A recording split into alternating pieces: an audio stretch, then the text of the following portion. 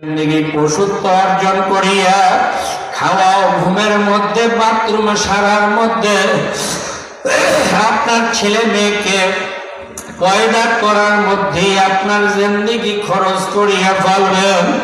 সিদ্ধান্ত নেওয়ার দায়িত্ব কিন্তু আপনার। এ আল্লাহর বান্দা, চক্ষু কিন্তু বন্ধ হবে, কখন হবে তা কিন্তু জানো না। অনিশ্চিত জিন্দেগির মধ্যে আছো, চক্ষুকে জিন্দা অবস্থায় একটু বন্ধ করিয়া মুরাকাবার মধ্যে গিয়ে দেখো, এই দুনিয়া কিছু না, কিছুই না, অন্ধকার, আমাবস্যা রাতের থেকেও অন্ধকার।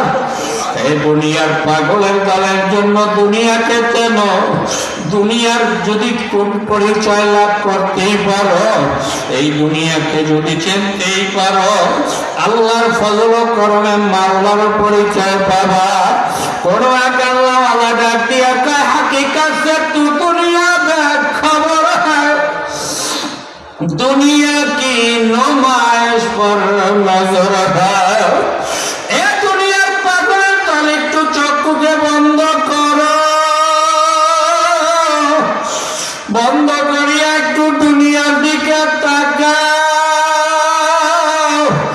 এই দুনিয়া কি ছিল? কত শিশু, ছোট্ট বাচ্চা, কত কাদার মতো দুনিয়ায় আসলা, আর সেই মানুষটা এত দামি পরিণত হইয়া গেল। অথচ আলাকাত কাররামনা বানি আদম যেই মাওলায় ঘোষণা করল, সেই বান্দাই তো খলিকাল ইনসান দাঈফা, অত্যন্ত কাদার মতো বানাইল।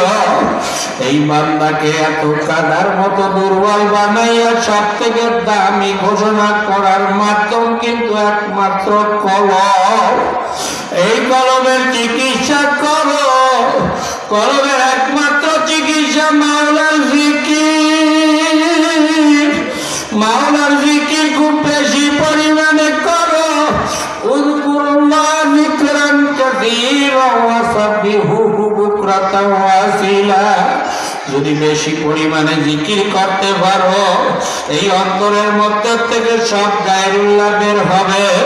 কারণ অন্তরের মধ্যে 10 ধরনের গায়রুল্লাহ নিহিত। এই 10 ধরনের গায়রুল্লাহ আল্লাহ বলছে, আসাদকে কিনা হবে, যা হবে মাল, যত ধরনের গুনাহগুলো আছে, এই লাল তরবারি মারো, ইল্লাল্লাহকে বসাও, আল্লাহর ফজল ও করমে সব ধুইয়া মুছিয়া কালিমা টুকরো হইয়া এই মানুষটা যখন মানুষে পরিণত হইয়া যাইবে, তখন এই দুনিয়ার হাকিকত তার সামনে প্রকাশিত হইয়া যাইবে। এই দুনিয়ার কিছুই না, যেই বাবা, যেই মা সন্তানের সব থেকে দামি, সন্তানের সব থেকে প্রিয়জন, সেই বাবা দামি, বাবা দামি, যিনি দুনিয়া থেকে বিদায় হইয়া যাইতেছে, এই বান্দা হেফরাদাতি করে না, তোমার কখন ডাক আছে অনুভব করো না।